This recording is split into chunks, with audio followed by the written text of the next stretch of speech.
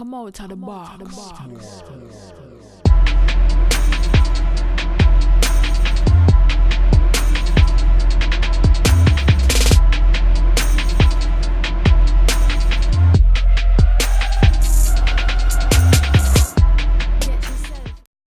Hello YouTube, cheers and welcome to the basement. My name is Bruce Lively. Once again, D-Boy Slim is in the building.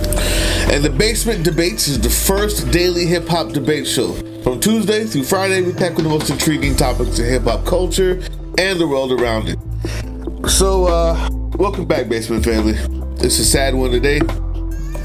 As everybody, I'm sure, knows by now, xxTentacion has been killed, shot, murdered in Miami. Rest in peace. And condolences to his family. Prayers go out to the family and to the fans that he touched. I know that we debate things many times and we frivolously talk about these kids and the antics they do.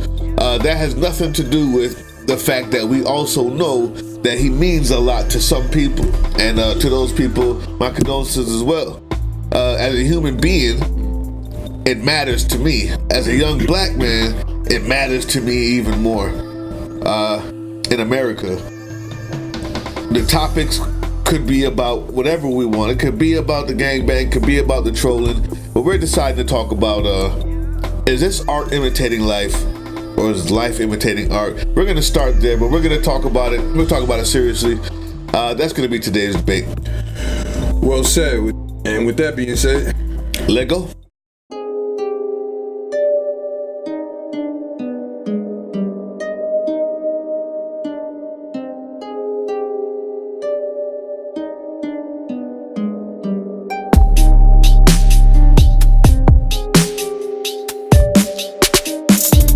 Yeah, go ahead. Start us off, brother. Again, we come to you guys on a somber note. It's happening a lot, man. It's kind of the energy in our community, more of a reflective, collectively, I would say. And I can't speak for everybody, but I would say that everybody's kind of in a reflective mode right now and just thinking and being reflective. Obviously, of the young kid's life that's just gotten taken. How do you pronounce his name? xxXTentacion. I never could get his name right. Yeah, I remember we had a show about him. I call him xxXTentacion last year or whatever, and a lot of young kids, some of my friends even attest to this guy being someone who spoke to them. Exactly what that means, I would not be the one to tell you that. I won't hold y'all like I didn't really listen to his music like that, but I am told that he did touch some hearts. He did speak in a language and speak the talk of many who don't have a voice and are not spoken for. I call his music the punk rock of today's hip hop. It had that, and I'm very serious when I say this. When punk rock came out, after there was classic rock and roll and all the fine tuning that could happen, it became popularized. It became pop music. Rock and roll, just like all kids do, at some point decided that they were going to rebel and they were going to strip everything down. They were just going to play these three instruments really loud, really fast, and yell a lot. And they called it punk music. It was just against the grain. xxTentacion has really, his style of music is the punk rock for a pop hip hop that we have today. That's how I would call it. These stripped down, yelling, artistic feelings on an album that sometimes old hip hop heads like you and I may not even understand. But I got it. I did get it. I did listen to it. It was the punk rock of this hip hop. That's what I would call it. So, but go ahead. Listen, I just want to double down on what you said earlier in the opening. Because whether I listen to the music or not, the truth is, his life mattered. Yeah. Not only to his family and if he had kids or not, but to a large demographic of young people. And again, like I said, with that, it's sad and it's tragic. with this most recent tragedy, it just brings us to, looking at a bigger picture and what's going on inside of not only the hip hop community, the black community, just in the world, in our country, in our nation, in our neighborhoods, in our communities, and in our city blocks, which the root question I think was, is art imitating reality, or is reality imitating art? And in saying that, meaning, are the artists that we're watching,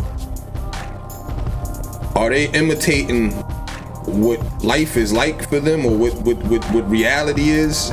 Or they're speaking for us, as far as what reality is, or their own personal reality, or is reality, imitating these artists?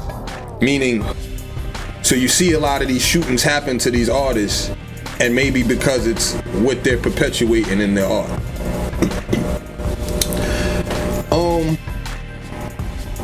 Obviously, a thinking man would say it may be a little bit of both.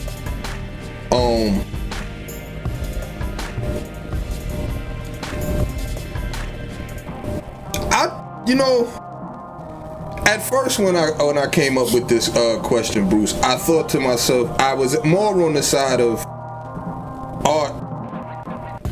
reality imitating art. This, you give a certain energy out and you get that back, which I do believe that. I do believe that, and we're gonna touch on that a little bit more, because I do think a lot of these artists, as you always hear Bruce hammering, bring this upon themselves.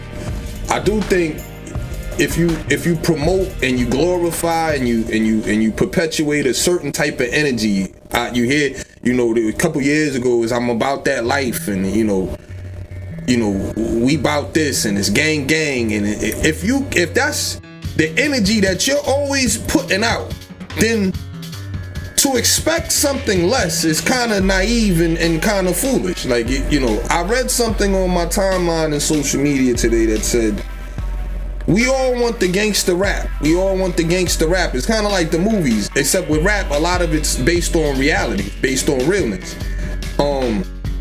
We all want, until something happens, until somebody gets shot, stabbed, or killed, and then we get sad. And so it's like, we have to, I think collectively, and I'm saying this not as the artists, but as consumers of the art and fans of the hip hop, we have to, because what's funny is people make this category about conscious rap or conscious music, but I think all of us collectively have to be more conscious in what we're putting out, the energy that we're putting out, what we're teaching the youth, the influence. And I've heard this from the big OGs such as in recent times, Jay Prince and Willie D. Like, we do have to be more conscious in the material and what's going out, because I think we take it for granted, or we take it as a gang, like, oh yeah, it's the gang inside my hood, or it's the gang from the west side or the south side, and we repping this, and it go like that. Not realizing that, then we see King Yella get shot on when he's making a video talking about Black Lives Matter. Or let's go on this past weekend. It was, I think, over the past month in Chicago, they had a 7-day spree. They had a 7-day spree where 50 people was shot. 50 people over a 7-day period. The guy that raps out of Chicago, FBG Duck, he was just shot. Chief Keef went to New York I don't know, some type of promo or whatever. I don't know if he's Tekashi beef, I don't know, but he wound up getting shot at. My point in all this is, it's crazy, and you see this from these artists, the Chirac Savages, the 9 Trade Gang in New York. Like, they're getting back with their, but my point in all this is they're getting back what they're putting out. Now, as far as art imitating reality, I think to a certain point they are representing a lifestyle, or trying to give a representation of what may be going on inside of their respective neighborhoods. But also, I don't think they paint the whole picture all the time. It's not always killings, it's not always shootings, it's not always negative, it's not always street. it is some people working 9 to 5. What's the ratio? Tell me. So if that's the question, I'm leaning. Which way are you leaning? Yeah, I'm leaning more towards art imitating reality. Art imitating reality. Yes, I'm leaning more towards the artist and lack thereof. Maybe at some points misrepresenting the whole entire picture of whatever lifestyle they're depicting. But they're still it's still imitating what they're really living. Right, they're still imitating a reality in their lives, and like I said, in their respective neighborhoods. All right, so I'll say this. Of course, like you said, the thinking man's going to say there's a bit of both, but the ratio that we're talking about, a little more on this side or that side. What do you say? I disagree. I disagree. You think it's more life? I think it's more, except for the drugs. I think that the drugs that they're taking, from Percocets to Xanax, the numbing of our youth, the numbing of our culture, the numbing of our thought processes does lead to the type of trolling and antics that's going on. After that, other than that, what we find out is, just like when it's time for you to do the Black Lives Matter joint, is when you get shot, because everybody's been imitating your art, and when you finally stop being that person is when it comes back to roost. This guy was, an hour before he got shot, put out the announcement that he was starting a charity. For months hasn't been doing anything because he got knocked out, he got beat up over here, he goes to LA, gets beat up again, or somewhere out there on the West Coast. And I say this not in disrespect, but I say this to say, after a while he figured out that, dang, I don't want this. This isn't what I wanted. And he changed. And that's when he got shot, because those residuals of his art is what's living on past what he's really doing. And that, to me, is the worst part. That's the part to cry about, right? Is not that Chief Keef made it out the hood. It's that everything that he promoted on his music is what comes back to roost when he gets shot at, or everything that he trolled about is what comes back to roost. It's not really the life that he was living. When it happens to King Yella, it's all the antics come back to roost in the middle of the Black Lives Matter party video with your daishiki on. Art is forcing results on people that they would not have normally had, and Tekashi's might be coming next, which is why it's profound, and I love to hear it, and I'm thankful that I heard him actually come out and say, you know what, I might be doing myself a disservice by doing all of this, because all kids have to grow up. And I said it before in our Tekashi's shows, which they said, you know, him and X, they were very close. Very close. And he used to give him advice. Tell him, well, yo, you need to stop this, stop that. And then when he died, when your mentor dies, is when you say, okay, you know what? Yeah, it can happen to me. So is the next one that's gonna happen is when Tekashi finally stops doing it, is he gonna go next? Even though he's not trolling anymore. And this is a hypothetical, is that now when you start this ball rolling in the art and that circle has to complete itself, how can you now leave? Now the art is informing the culture, informing the people around you, informing your haters on how to deal with you. And even if you change today, the residuals of your art are going to haunt you for however long it takes, that karma. So, yeah, it's both, but life is being informed by this art in such a way that the results are coming back. Good point. And I think, again, both of our points today. Yeah.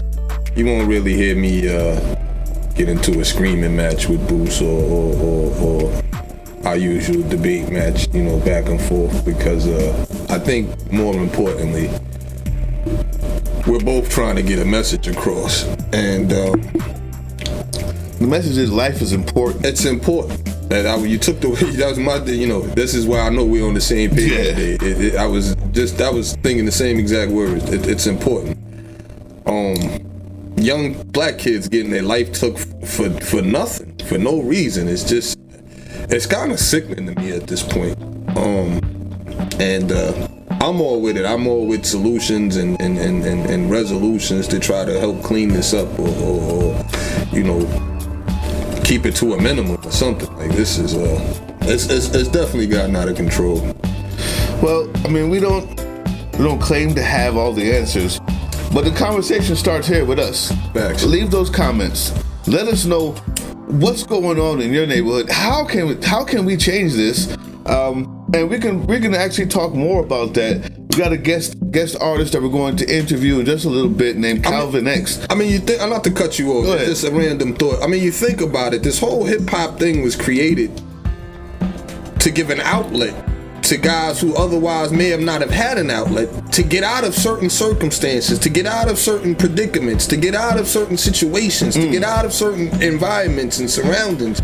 And it's when they get out of it that they're in the most danger because of and what's happening is that those guys are getting killed and shot. Like, it's crazy. But it's sad. Give us feedback. Let us know what you think about the XXX situation. As Bruce was saying, the artist Calvin, known as Calvin X. We do have an interview with him. That's going to show tomorrow. We'll start off tomorrow's show with that. Tomorrow's show may not be about this topic, or it may, but either way, you'll see the interview with him because he thought it was very important. XXXTentacion means a lot to him, and he wants to talk about it. And I think it's going to give us a little bit of insight on what this guy really meant to the culture, to the young people, man. And that's important because life matters. Your life matters. That we care for y'all out there too. Black lives matter, white lives matter, all life matters. Let's take it seriously. Let's act like it does. Shouts to all the rap legends and rap heroes and rappers that we've lost and that have fallen to violence, like that. R.I.P. Lost their lives to violence. And that's everybody from Pac to Big, L to Freaky Tide, Chinks to Bankroll Fresh, Soulja Slim,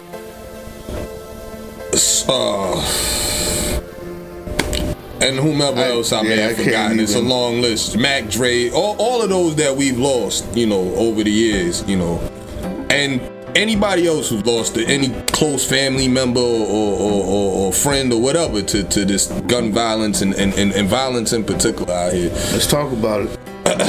Talk about it. Tomorrow we're going to be giving you all our shout outs. I didn't feel it was appropriate for today's show.